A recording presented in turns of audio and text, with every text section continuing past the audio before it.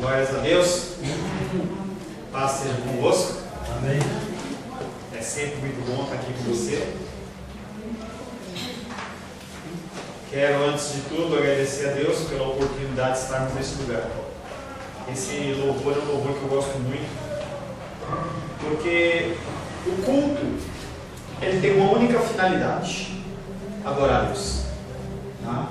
As pessoas, elas têm mudado o sentido do culto para um sentido humano, um sentido de satisfação dos desejos, das vontades.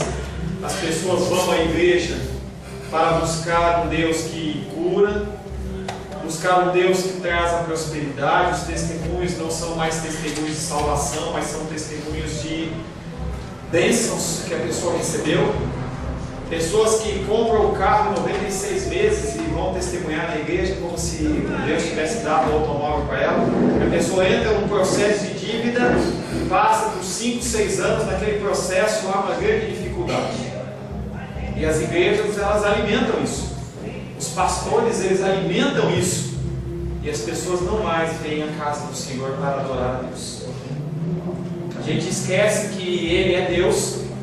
A gente esquece que Ele saiu da sua glória e da sua majestade nos céus para passar um tempo conosco aqui na terra. Através do sacrifício dele, nós podemos ter acesso ao Pai, livre acesso ao Pai.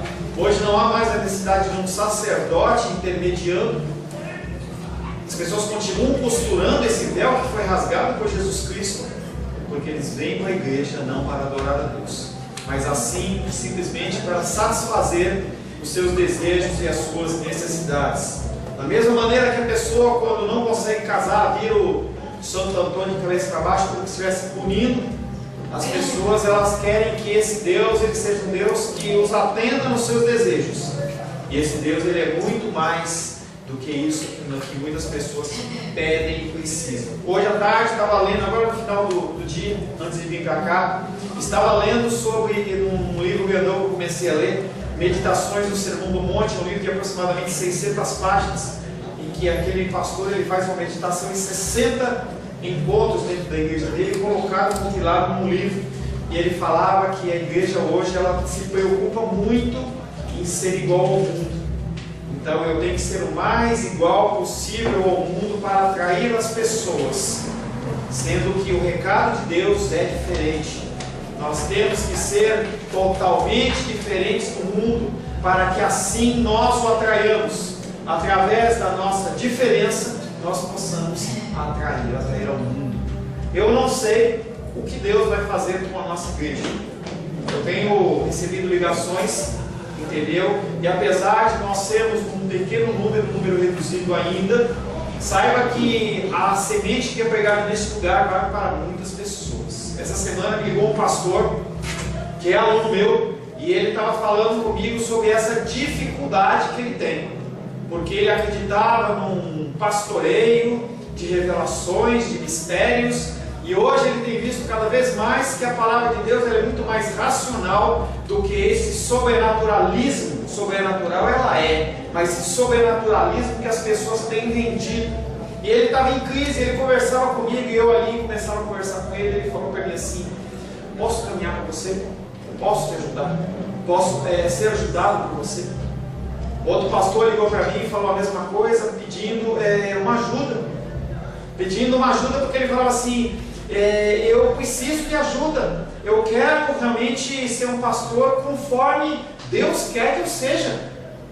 E ele pede ajuda, e eu olho assim para Deus e falo: Deus, quem sou eu? Não sou nada. Mas o Senhor, ele tem agido através das nossas vidas, tá? E eu quero convidar você a continuar crendo nesse Deus. E mesmo nas lutas e tribulações, porque elas vêm, esse cristianismo que não tem lutas e tribulações, ele não existe, querido.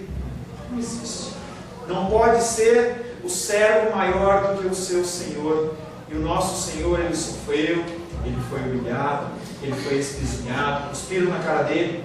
E uma série de dificuldades aconteceram com o nosso Senhor, e nós não estamos alheios a isso. Cabe a nós perseverarmos, cabe a nós seguirmos em frente, cabe a nós confiarmos no nosso Deus. Amém? Quero convidar você a ver a palavra de Deus em Colossenses. E lembrem, no finalzinho, de estar apresentando os nossos visitantes, tá? Eu esqueço. Tem mais dois chegando aqui já.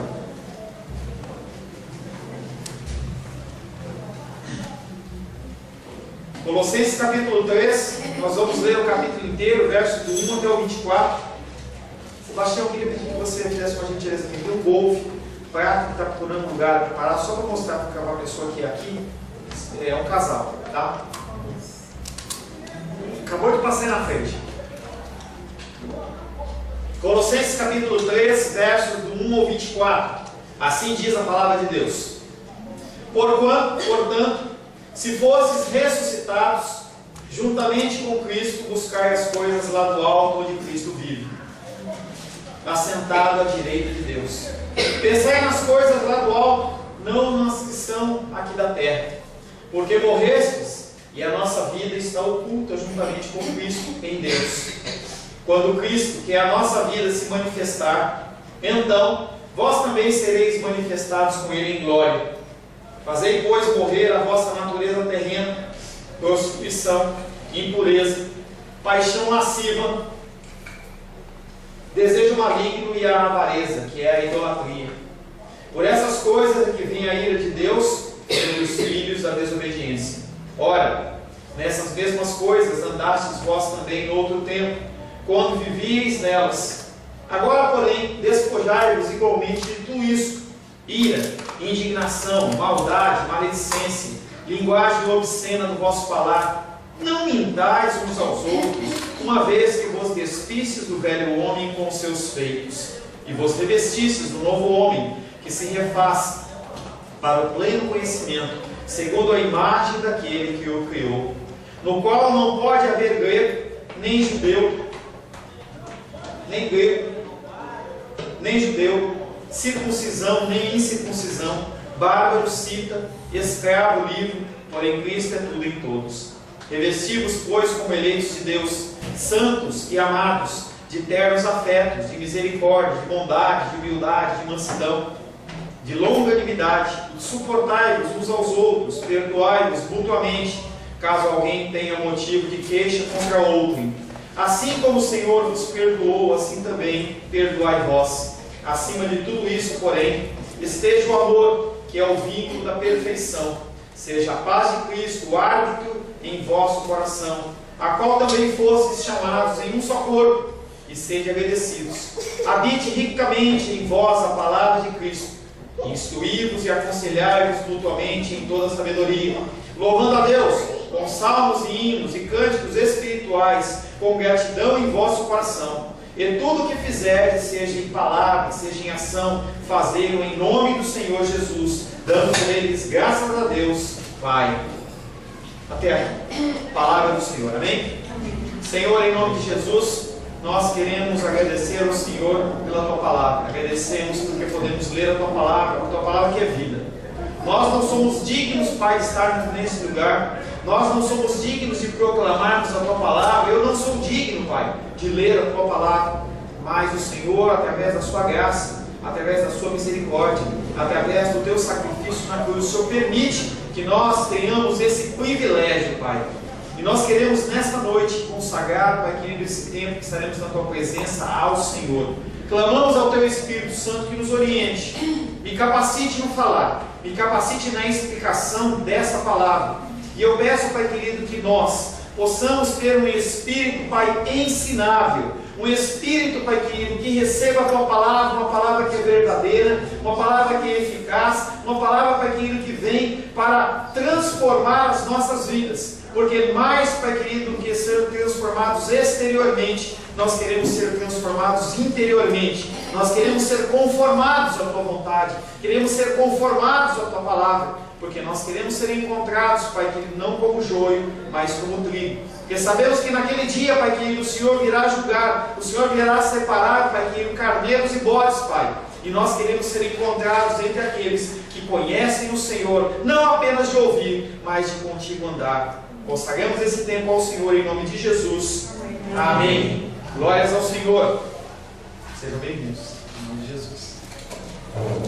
Semana passada estivemos meditando sobre a nossa vida celestial aqui na terra. E aí eu pergunto, só se declarar um cristão, ser batizado e ser filiado a uma igreja é suficiente? Muitas pessoas acham que sim. Muitas pessoas acham que você tem uma carteirinha, ou você tem uma frequência regular na igreja, tudo certo. Mas não é bem assim. Uma coisa é você se declarar cristão e outra coisa é você viver como um. E as pessoas têm misturado isso. Nós vimos isso na semana passada. E o versículo que ficou da semana passada é Mateus capítulo 5, versos de 13 a 15. Vós sois o sal da terra. Ora, se o sal vier a ser insípido, como lhe restaurar o sabor? Para nada mais presta, senão para ser lançado fora e ser pisado pelos homens. Vós sois a luz do mundo. Não se pode esconder a cidade edificada sobre um monte, nem se acende uma candeia para colocá-la debaixo do alqueire, mas no velador, e alumia todos os que se encontram na casa. Temos cumprido o propósito ao qual nós fomos destinados? Você tem cumprido o propósito ao qual você foi criado? Ou não? Se você é um sal na terra e você não salga, será que você vai ser simplesmente ser jogado fora e ser pisado com os homens? Ao contrário, nós somos luz. E como luz nós temos que ser colocados num candeeiro, na parte mais alta, para que as pessoas que estão à nossa volta possam ser iluminados pela palavra de Deus e assim ser transformados. A palavra de hoje tem como título, na continuação do texto de Colossenses, capítulo 3, fazendo morrer a nossa vida terrena. Nós temos que fazer morrer a nossa vida terrena. Colossenses capítulo 3, verso 4 é o nosso primeiro versículo que nós estaremos meditando, e diz: quando Cristo, vossa vida, se manifestar, então vós aparecereis com Ele em glória. Só esse comecinho já fala tudo. Quando Cristo, vossa vida, Cristo é a sua vida? Cristo é a sua vida?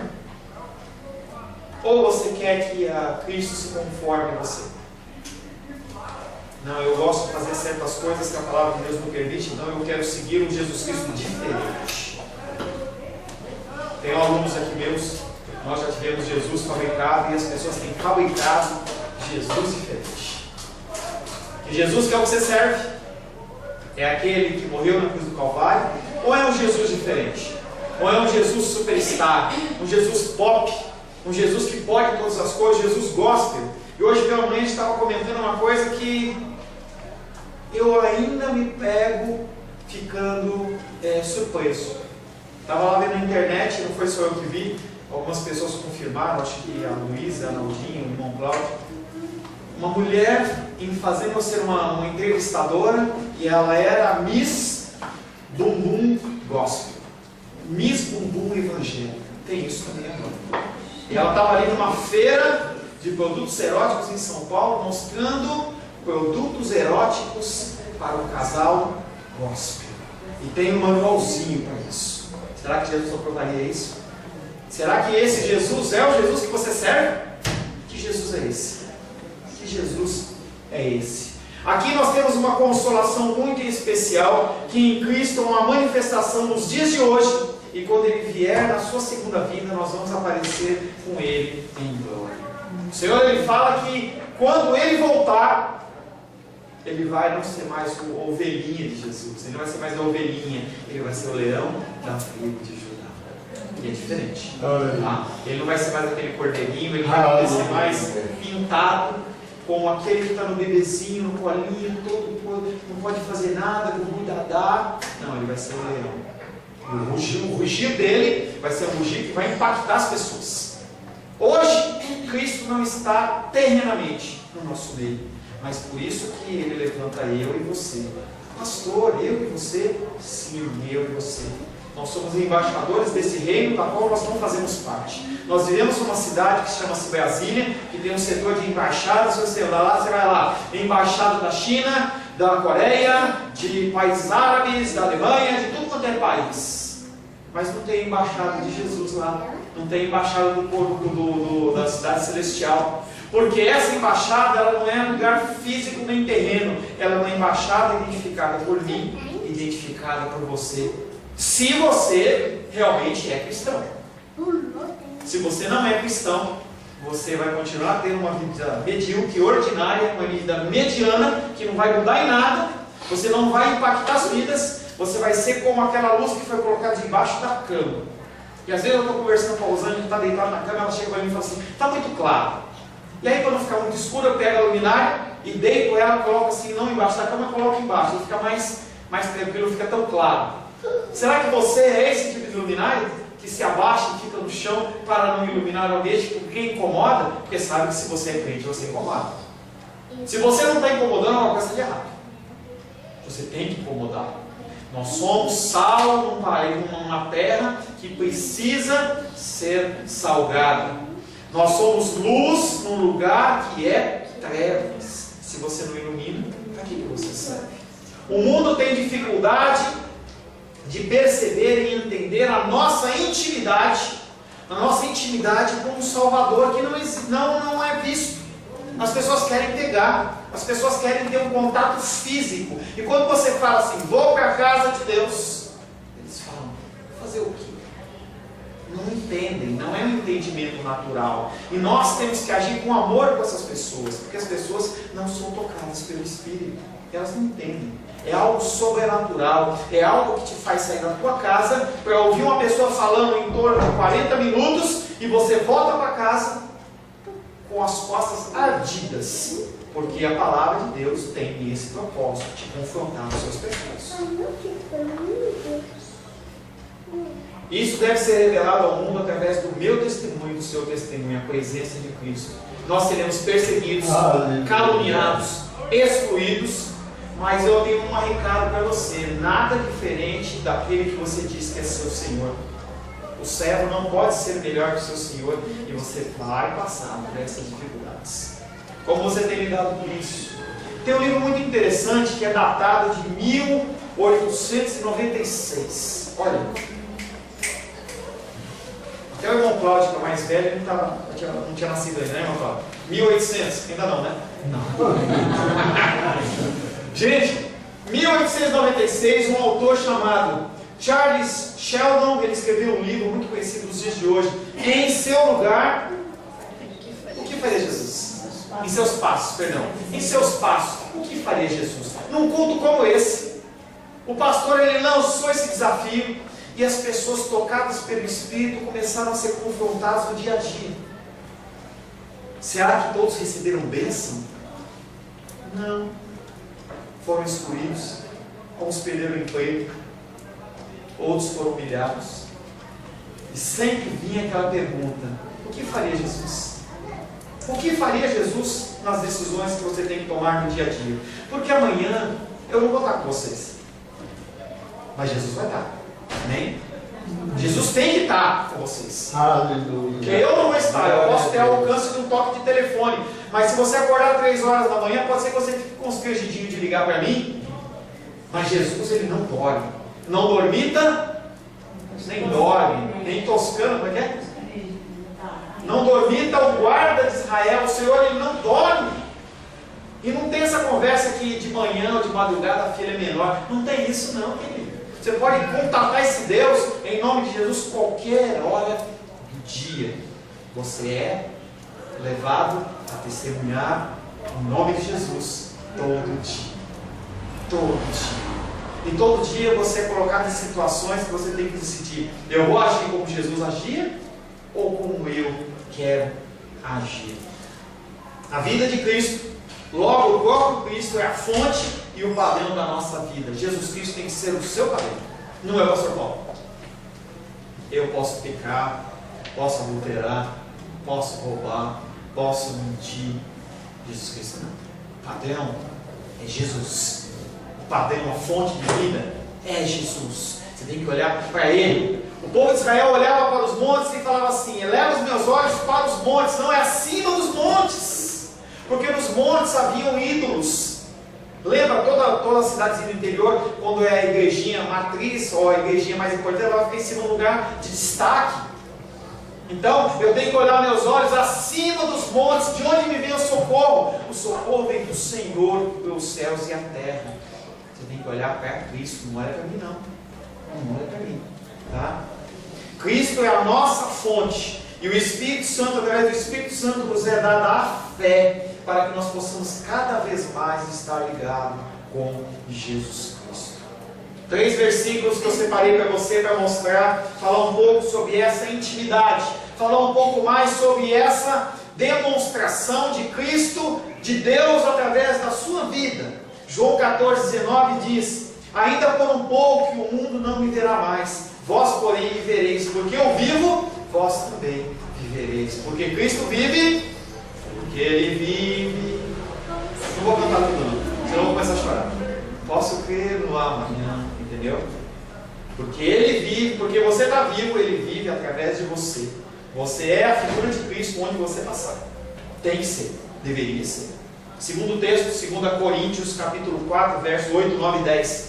Em tudo somos atribulados, porém não angustiados. Perplexos, porém não desanimados. Perseguidos, porém não desamparados. Abatidos, porém não destruídos. Levando sempre no corpo o morrer de Jesus. Para que também a sua vida se manifeste no nosso corpo. Quando você sofre, Jesus Cristo manifesta-se através da sua vida. Ele se manifesta quando você é abençoado também. Não vamos ser também daquele tipo que a gente vai pensar que a gente vai ficar o tempo todo sofrendo, porque a gente também não é masoquista. Mas quando vem a luta e a dificuldade, pode ter certeza que dependendo do jeito que você reage em relação a isso, você glorifica o nome do Senhor. Eu estou passando essa luta, mas eu glorifico a Deus. Eu estou passando essa dificuldade, mas eu sei que meu Redentor vive e Ele vai guardar o meu depósito até aquele dia. Ninguém mexe nesse depósito, nem a Zélia. A Zélia mexeu na poupança. Lembra da Zélia Cardoso? Ficava mexendo na poupança. Ninguém mexe nesse depósito. Esse depósito, como diria o antigo presidente do Corinthians, é imexível. Imexível. Terceiro versículo. Gálatas capítulo 2, versos 19 e 20. Porque eu, mediante a própria lei, morri para a lei, a fim de viver para Deus. Eu estou crucificado com Cristo. Logo já não sou eu quem vive, mas Cristo vive em mim. Glória. E esse viver que agora tenho na carne, vivo pela fé no Filho de Deus, que me amou, a si mesmo se entregou por mim. Por que Deus se entregou por você? Eu estava ouvindo um compartilhamento no Facebook, uma frase, uma entrada de uma apresentação do pastor, aquele Fábio de Mello, e ele estava falando assim, como Jesus Cristo, ele trabalha com os inversos, né? Ele escolhe os piores. Você sabia que você é o pior? O pior da terra é você. Entendeu? Mas mesmo assim, Ele escolhe eu e você. Porque quando Deus nos escolhe, Ele não vê a nós, Ele vê Cristo. Ou deveria ver. Deus tem visto Cristo através de você? Quando no dia da segunda vinda de Cristo, um dia conhecido apenas por Deus, não tem quem, as pessoas adoram fazer prospecções, nós estamos estudando escatologia, e as pessoas começam, não, Jesus Cristo vai fazer isso, vai fazer aquilo, começam a querer interpretar os sinais, fazer conta matemática e tal, mas Jesus Cristo diz, ninguém sabe. Mateus capítulo 24, 36 diz, mas a respeito daquele dia e hora, ninguém sabe, nem os anjos dos céus, nem o Filho, senão o Pai. E nós temos que viver como se fosse o último dia. Todo dia é o último dia. Não só para Jesus, para o teu ente querido, para o teu filho, para a tua esposa, para o teu pai, para a tua mãe. É por isso que, apesar de eu sentir falta, eu não fico magoadinho. Que nem nós temos hoje o almoço, e a Carolzinha ligou para mim e falou assim, pastor, eu vou ficar com a minha família, porque a minha sobrinha vem a cada 15 dias. Gente, ficar com a família é uma bênção. Eu sinto, eu morro de saudade de você por vir, entendeu? E é uma bênção quando você vem. Mas também é uma bênção você estar no meio das pessoas. Nós já estamos gordinhos espiritual demais. A gente tem que começar a compartilhar essas coisas com as pessoas. A gente tem que começar a dividir as coisas com as pessoas. E eu não estou dando a roupa para você faltar nas festas, nem nas reuniões, não. Tá? Mas você, com o discernimento do Espírito Santo, você tem que entender que você não tem aquele cabresto de cavalo aqui assim, que se eu não vier, eu vou para o inferno. Não é bem assim. Venha, que é bênção. Tá? Por algum acaso, hoje você vai pegar a jantinha. tá? Que é a comidinha nossa da hora do almoço depois, entendeu? Mas não é sempre que tem. Venha sempre que for possível glorificar o Senhor, também nas reuniões conosco de comunhão. Cristo, quando Ele se manifestar, os seus atributos de majestade e poder vão ser publicamente expostos, porque quando Ele veio a primeira vez, Ele era tomado como coitadinho. Quando Ele vier na segunda vinda, Ele não vai ser coitadinho, não. Você, quando retornar com Ele em glória, você não vai ser mais um coitadinho, não. Não vai ser mais aquele que é o diferente, aquele que é o tapado, aquele que não tem o que fazer, então vai para a igreja, porque esse era o conceito há 30, 40 anos atrás. As pessoas que iam para a igreja eram as pessoas que não tinham conhecimento, não tinham formação. Como elas não tinham o que fazer, então elas iam para a igreja. Tem até uma expressão que diz que o ópio dos pobres, do povo, é a religião, a droga dos pobres. A justificação pública de Jesus Cristo e a sua glória, ela vai ser compartilhada com aqueles que confessarem Jesus como seu Salvador. E mais que isso, viverem conforme essa confissão. Se você vive conforme essa confissão, você vai ter a glória do Senhor junto com você, sempre entendendo que você nunca vai ser igual a Deus. A essência de Jesus e de Deus e do Espírito Santo, ela é totalmente diferente de nós. Apesar de nós sermos feitos à imagem e semelhança do Senhor, nós nunca vamos ser iguais a Deus. Satanás, ele intentou ser igual a Deus, mas ele não é igual a Deus, e nunca foi e nunca vai ser. Nós sempre vamos ser criaturas, mas a partir de Cristo nós deixamos de ser criaturas para sermos filhos adotados. Não é um filho que nasceu sem querer, não é a raspa do tacho, mas ele foi lá e falou assim: eu quero esse, eu quero essa. É uma escolha exclusiva do Criador, é uma escolha exclusiva daquele que é o Rei. Momento de reflexão. Aleluia. Aleluia. Momento de reflexão. Como está a sua vida? A cada dia que passa, você se encontra mais torto ou mais reto? Sempre com o padrão com Deus. Porque os homens, eles têm buscado o padrão deles. Não, o padrão é Jesus. Como está a tua vida? Ela está mais torta ou ela está mais retinha? Você anda encurvado ou você está tentando se conformar a Cristo? Sempre enquanto terrenos, nós vamos cometer falhas, cometer erros, cometer pecados. Sempre. E a cada dia que passamos, o que nós temos que fazer? Através da leitura da palavra, nós temos que tentar ir corrigindo. Nós temos que corrigir o nosso curso diariamente. É por isso que a vida devocional, ela é uma vida abençoada, porque você lê a palavra, vem a porção da palavra para você diariamente, e você corrige o seu curso de vida.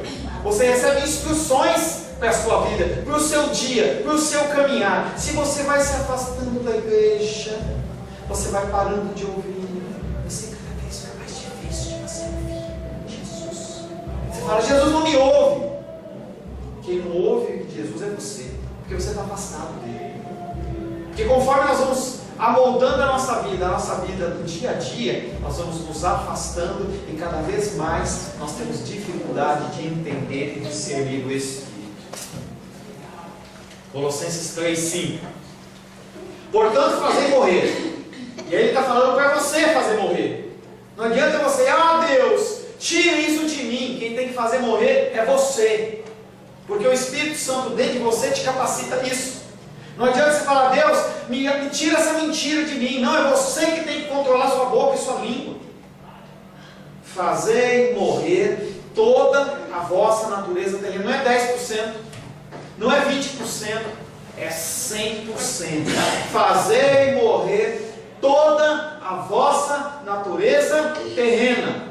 E aí ele começa a falar dos pecados. Primeiro, fornicação. Segundo, impureza. Terceiro, paixão lasciva, porque tem paixão que não é lasciva. Concupiscência, que representa desejos maus. E avareza, mão fechada, sonhar na mão, que é uma espécie de idolatria. Até aqui Paulo teve falando do desprezo do exterior, coisas do mundo que influenciam na minha vida e na sua vida. Até o capítulo 2 nós temos visto isso, só que agora ele começa a falar do que está dentro do coração, que é muito pior do que o que está fora. O que está dentro, ele fermenta. O que está dentro, ele apodrece.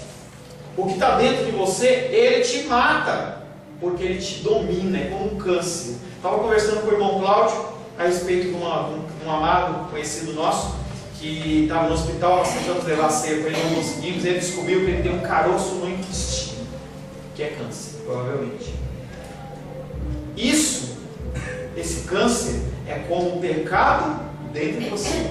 Ele vai te corroendo. Ele vai contaminando os órgãos. Ele vai alcançando. Ele não sossega enquanto ele não tomar todo o teu ser. Enquanto você não for totalmente pecaminoso, o pecado não sossega. Porque aí ele te leva para a morte. Uma coisa é você viver. E outra coisa é você andar. Nós temos que ter uma dupla mortificação como Cristo. Com Cristo. Pastor, não é só morrer uma vez, uma coisa só, não. Você precisa morrer com as coisas do mundo. Você precisa morrer com o teu interior, com as suas vontades. Eu estou com vontade de fazer isso? É o que Deus está mandando? É o que Jesus Cristo faria? Não, então tem que morrer. Lá em São Paulo, uma vez, lá o nosso pastor Jonas, ele pregou uma palavra, morra! E o pastor Jonas, para quem não conhece, ele pesava em torno dos 70 quilos, 80 quilos, talvez um pouco mais. E ele tinha a idade de uns 65 anos. E ele não tinha um pulmão, ele andava tortinho assim, né? Que era mais pesado, um lado muito diferente, né? E ele, quando ele falou isso, ele encheu o pulmão e pelo Espírito ele falou assim: você tem que morrer. E aí ele deu um grito: morra! E o povo ficou assustado. O pastor falando de morte na igreja? Morra! Morra para o seu interior. O teu interior ele tem que parar de ser podre. A gente tem que parar de julgar as pessoas. A gente tem que parar de trazer toda essa podridão que está no nosso coração para fora.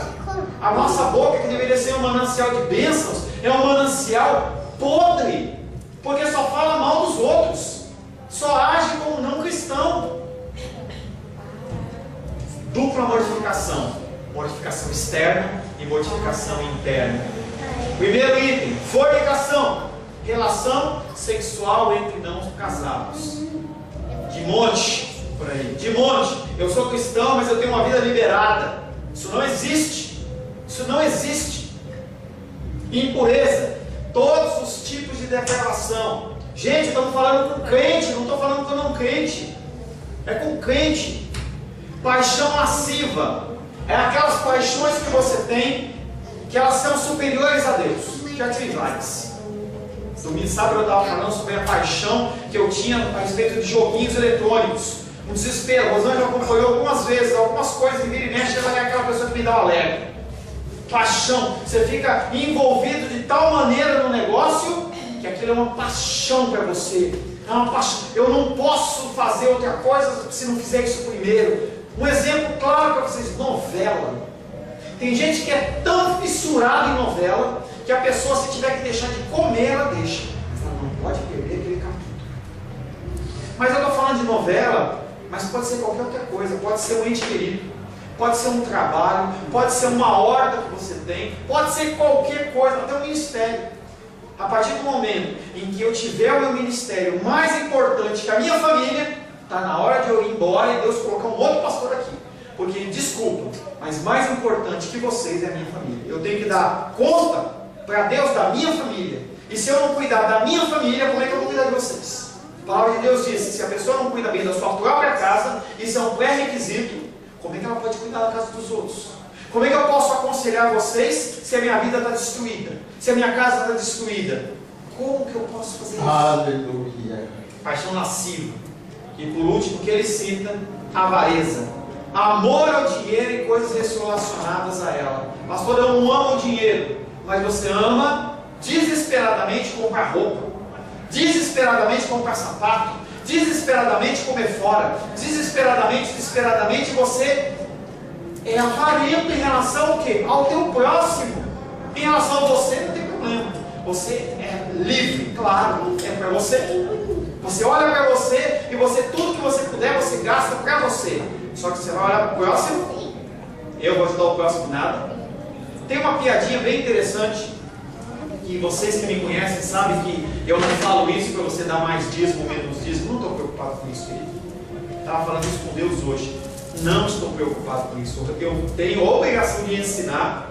E vocês quiserem obedecer ou entender e cumprir, é com vocês. Quem vai ser cobrado é você, não eu. E a piadinha diz o seguinte: que uma nota de 100, ela estava andando e olhou para aquela nota, encontrou a nota de 50 e perguntou para ela assim: poxa, está sumido, não te vi mais. A nota de 100, assim, agora eu tenho andado nos melhores hotéis. E você, nota de 50, nos melhores restaurantes, apesar que hoje tem ficado cada vez mais difícil, isso é uma verdade. E aí encontraram a nota de 20, encontraram a nota de 10, aquela conversa, shopping center e tal, e aí vem a notinha de 1 com as moedinhas. E vocês, onde vocês estão? A gente não vê mais vocês. Vocês não sabem, eu me converti, agora eu sou de Jesus. Eu vivo na igreja. As pessoas têm medo. Legal essa história, né?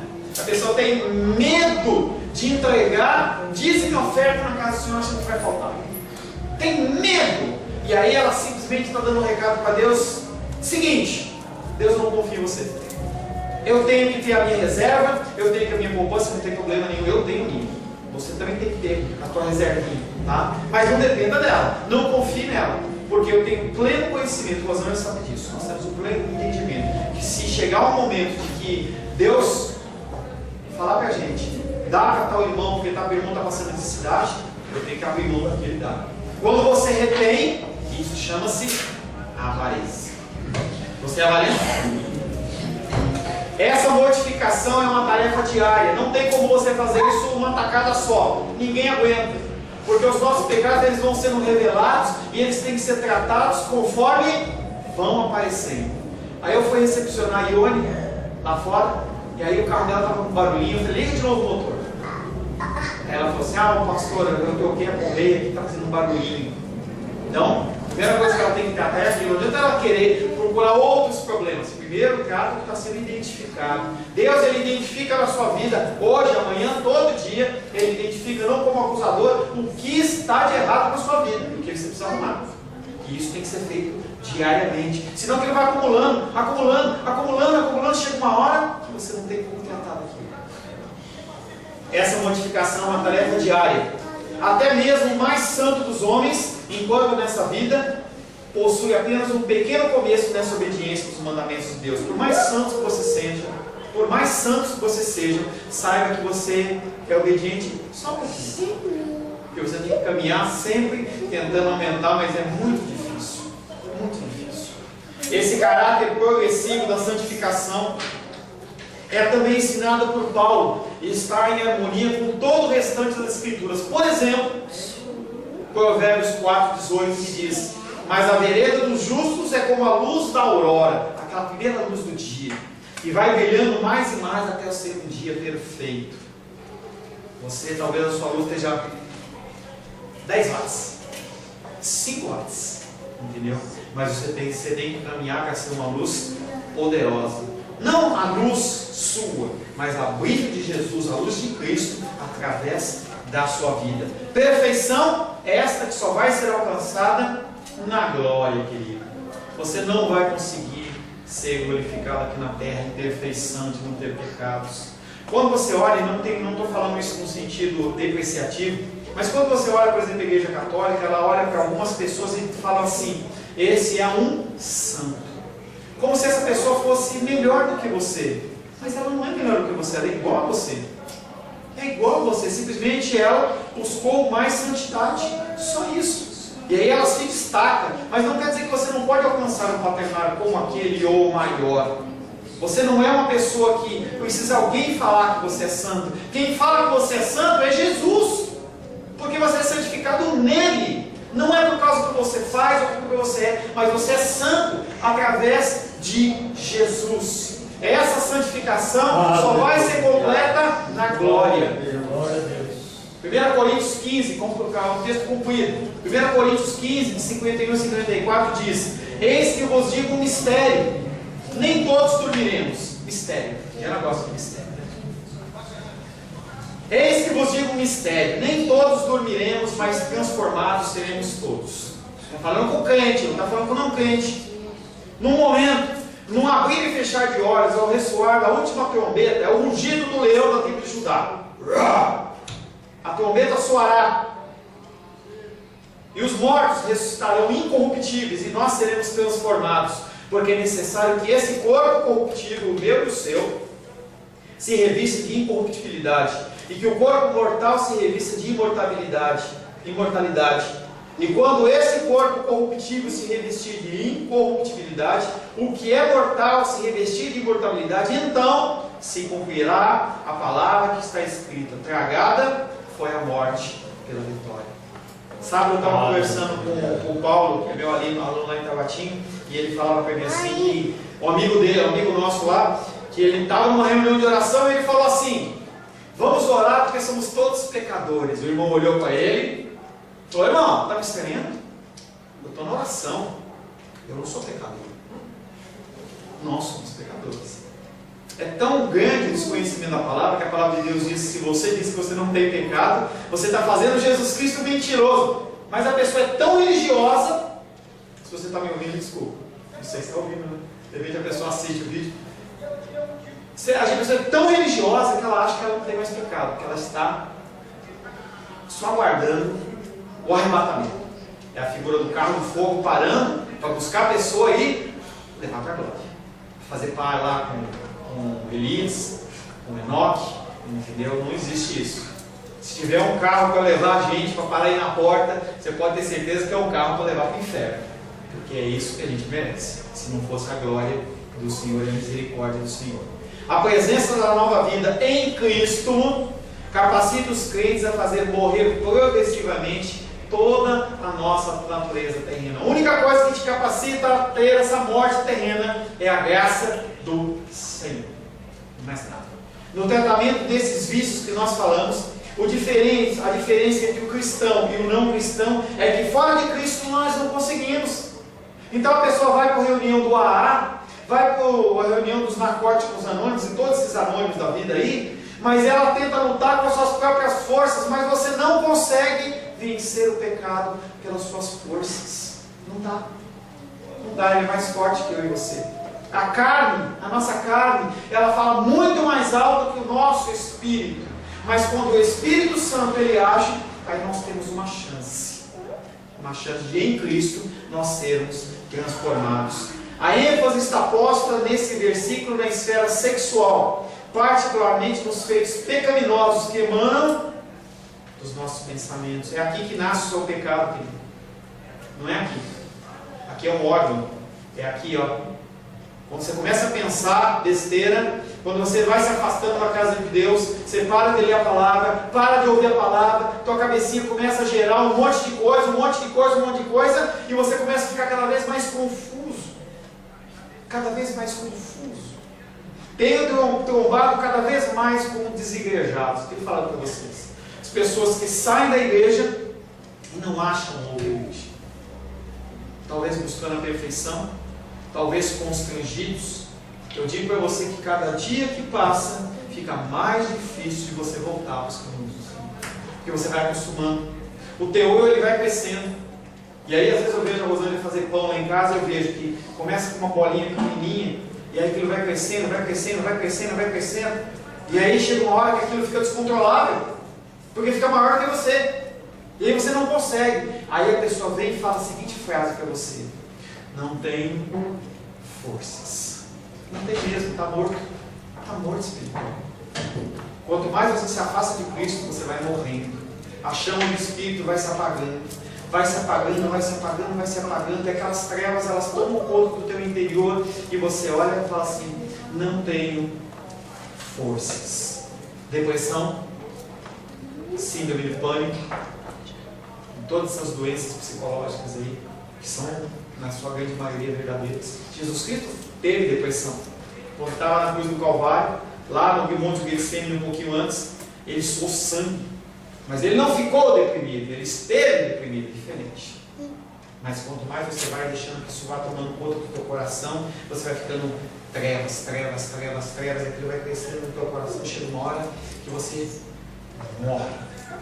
Não para a sua carne, mas você morre pelo Espírito de Deus.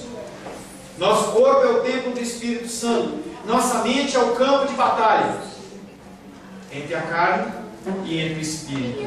Nós temos que buscar o fortalecimento através das Escrituras. Eu, toda segunda e quarta, e se quando dá um pouquinho mais de vontade, eu vou mais um dia, então vou fazer uma caminhada, vou fazer um exercício físico, que eu levar uma vez para ser minha companheira, entendeu? Da mesma maneira que nós precisamos de exercício físico, e aí o irmão Cláudio fala assim, vou fazer minha caminhada, da mesma maneira, nós precisamos alimentar o nosso espírito, para que ele seja fortalecido, porque se ele não for fortalecido, nós morremos por o Espírito. Colossenses 3, 6 e 7. Essas coisas provocam a ira de Deus sobre os desobedientes. Assim também andastes vós quando viveis no mundo. Não achem que você é melhor que os outros, porque você andou também no mundo. Tá? Exceto exceções, né, Naldinha? Que nasceu num berço evangélico. Eu, por exemplo, andei muito tempo no mundo. Se a gente for contar o testemunho e a vida de cada um aqui, você vai falar, uns se converteram mais novos, outros mais velhos, mas a grande maioria viveu no mundo. Paulo nos adverte contra os frequentes juízos de Deus. Deus executa juízos. Na terra, Deus executa juízos. E as pessoas, quando veem o juízo de Deus, elas falam, por que Deus fez isso? Há uns 10 anos atrás, mais ou menos, teve um tsunami lá. Juízo de Deus. Não foi pedrinha que desmontou lá. Juízo de Deus. As pessoas mataram cristãos, blasfemavam contra o Senhor. E o Senhor aprova o Senhor executar um juízo lá. Muita gente morreu. É o mesmo Deus, querido, do passado e do futuro. E do presente. Ele não muda. E esse Deus, ele executa os juízos dele muitas vezes para que eu e você, como cristãos, olhemos para isso e falamos assim: esse Deus é feroz, esse Deus, eu tenho que ter temor e tremor dele. Ele é papai, mas quando tem que tirar a cinta, ele bate nos seus filhos também. E aí nós olhamos aquilo acontecendo, bem especial com os ímpios, e nós temos que olhar aquilo como um alerta de Deus. Deus está alertando, não faça isso porque vai ser em você também. Nós somos filhos, mas como filhos nós somos amados, e como amados nós somos corrigidos, porque o Senhor não corrige, só corrige a quem Ele ama. E aí a punição contra os ímpios é para destruição, mas a punição que vem contra a minha vida e a sua vida é para a correção, é punição diferente. Você tem que entender isso. Você está desvirtuado, você está tortinho, Deus não vai deixar. Porque se você é escolhido dele, de maneira nenhuma ele vai te lançar fora. Está na mãozinha, lembra na semana passada? Mãozinha fechada, ele está na tua mão. Se você quer escapar, ele te põe para dentro de novo.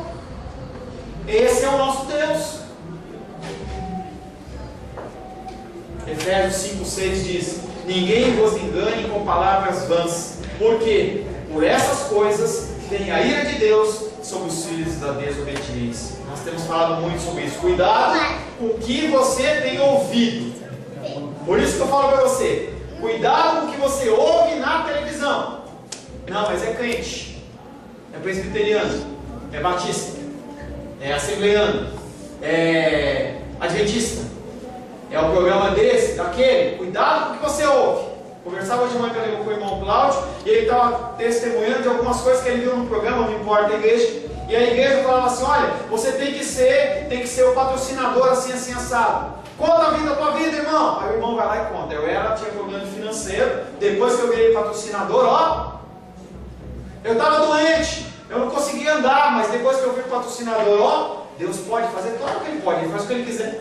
Mas você acha que um Deus todo soberano, que é um Deus que é o dono do ouro e da prata, Ele está preocupado se você está dando, se você não está dando, fazer uma troca, como se você tivesse que entregar uma parcela para que Deus pudesse trocar, daqui, toma lá, Ele segura numa ponta, você segura na outra, fica aquele cabo de guerra, e você puxa a sua bênção. As pessoas estão ensinando isso na televisão. Falei para o irmão Cláudio, vi um pastor dizendo que ele estava fazendo uma campanha, que ele teve uma revelação de Deus, em que a pessoa tinha que fazer uma oferta de 950 ou 1.200 reais, uma coisa desse tipo, porque ela seria abençoada. Quer dizer, que uma pessoa que ganha o salário mínimo ou não está trabalhando não tem direito a bênção, só que tem 950. Será que Deus ele faz acepção de pessoas desse tipo de coisa?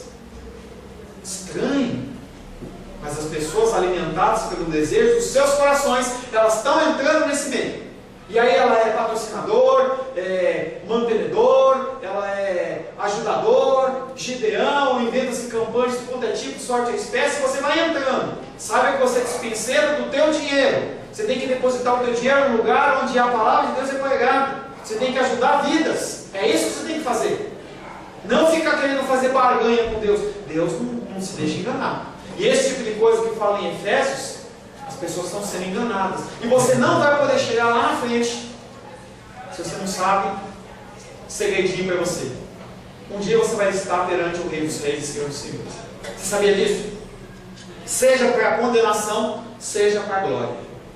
E aí você não vai poder chegar para ele vai falar para ele assim: Deus, eu agi assim porque o pastor Paulo me enganou. A culpa é dele. Não vai ter isso não. Se eu agir errado, eu vou ser culpado e vou ser julgado. Mas se você seguir o ensinamento errado, você também vai ser culpado e vai ser julgado. Nós não temos mais esse efeito que nem Adão e Eva. Olha e fala assim: não, quem pecou foi a mulher que se me deu. Quem pecou foi a serpente. Não vai ter esse negócio de jogar uma culpa para o outro. Vai ser um juízo do Rei dos Reis, Senhor dos Senhores, aquele que conhece todas as coisas, esquadrinha o meu coração e o seu coração e verifica todo o intento que você fez aquela coisa. E quando você for confrontado com ele, você não vai ter carteirinha de igreja, título, nem coisa nenhuma. Você vai estar desnudo. Espiritualmente, você vai estar perante ele e vai te confrontar. É o dia que você viver, é hoje. Age como se hoje fosse o último dia. Não mais um dia. Hoje é o último dia. Pode ser que desse meio nosso aqui tenha pessoas que não acordem amanhã. Pode ser que eu tenha que fazer um velório amanhã. E não adianta você falar, está amarrado, porque se for da vontade de Deus, acabou. Entendeu? Não adianta. Entendeu? Pode ser que você não acorde amanhã. E aí? Louco, hoje pedirão a sua alma. E aí? Aleluia. Aleluia. A carne ainda milita contra o espírito milita contra a carne. Essa guerra vai ser para sempre, até o fim dos tempos. Gálatas 5,17 diz: porque a carne milita contra o espírito e o espírito milita contra a carne, porque são opostos entre si, para que não façais o que porventura seja do vosso querer. A tua carne quer fazer o que ela deseja, e o espírito fica guerreando com ela. Então, quando o teu coraçãozinho fala assim: não quero, eu quero fazer, e você medir com a palavra de Deus, Deus falar que não é para fazer, ouve o Espírito. Os colossenses andaram anteriormente em caminhos errados, agora não mais. Há uma diferença entre viver e andar. Gálatas 5,25 diz: se viveis no Espírito, andai também no Espírito. Primeiro, nós vivemos, é uma mudança interior. Depois nós andamos, é uma mudança exterior. Não adianta você querer evangelizar o mundo se você não está convertido ainda. Não adianta você querer falar de Jesus para o mundo se a tua casa não é cristã ainda. Conserta primeiro a sua vida, a sua casa, e aí você sai falando. Mas também não espera a perfeição não, porque nunca você vai ser perfeito. Sempre viva na direção do Espírito. A morte da carne é a vida do Espírito. E se o Espírito Santo vive em mim, se o Espírito Santo vive em você, ele deve governar todas as nossas ações. Muitos enchem o peito dizendo: eu vivo no Espírito. Poucos os demonstram através de atitudes concretas. Andar em viver. Feche seus olhos. Aleluia.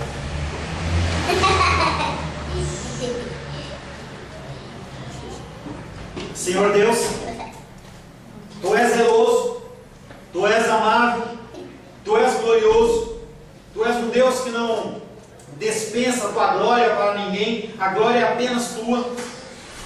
Nossa vida é Tua, Pai. Nós, Pai querido, muitas vezes não sabemos como proceder, mas a Tua palavra é a nossa luz. Nós não temos nenhum tipo de desculpa para dar, Pai querido, porque nós temos nas nossas mãos a Tua palavra. Precisamos do Teu Espírito, para que Teu Espírito nos constranja, nos leve ao arrependimento, nos leve à mudança de comportamento. Primeiramente, uma mudança interior. As pessoas se preocupam muito com mudança exterior, se preocupam com o tamanho do cabelo, com o comprimento da roupa, com uma série de estereótipos exteriores que não são importantes. Primeiramente, nós temos que mudar interiormente. Transforma o nosso interior, Pai. Faz uma lavagem interior, Pai querido. Derrama das tuas águas dentro do nosso interior. Tira toda a podridão, tira toda a sujeira, tira toda a imundícia do nosso coração, Pai. Limpa depois as nossas vestes, para que nós possamos, Pai, testemunhar o teu amor, testemunhar da tua graça, testemunhar do teu poder, e que nós possamos ser, aonde nós estivermos, luz do mundo, sal da terra, ponte sobre as águas, flecha que acerta o alvo, porque nós queremos, Pai querido, ser os teus embaixadores. E embaixadores aqui na terra do Senhor Jesus não é algo, a não ser um privilégio, Pai. Que nós possamos entender isso, mudar os nossos comportamentos e agir segundo a tua vontade. Entregamos a nossa vida nas tuas mãos, em nome de Jesus. Amém. Amém. Glória a